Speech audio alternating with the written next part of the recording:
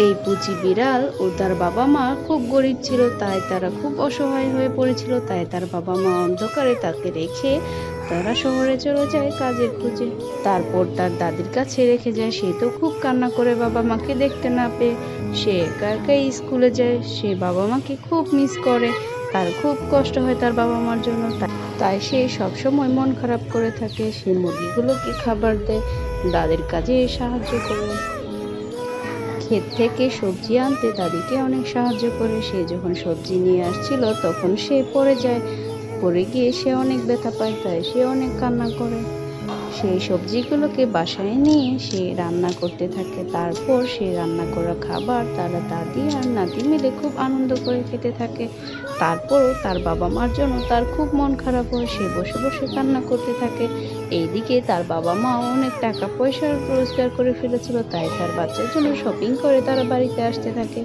তারপর হঠাৎ করে এসে তাকে চমকে দেয় আর তার জন্য অনেক শপিং করে। এই ভিডিওটি যদি তোমাদের কাছে ভালো লেগে থাকে তোমরা সবাই প্লিজ সাবস্ক্রাইব করে দিও। এখনো করোনি প্লিজ তাড়াতাড়ি।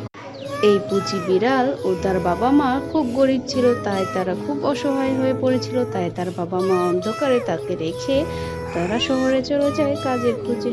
তারপর তার দাদির কাছে রেখে যায়। সে তো খুব কান্না করে বাবা মাকে দেখতে না পেয়ে। সে একা একাই স্কুলে যায়। সে বাবা মাকে খুব মিস করে। তার খুব কষ্ট হয় তার বাবা মার জন্য।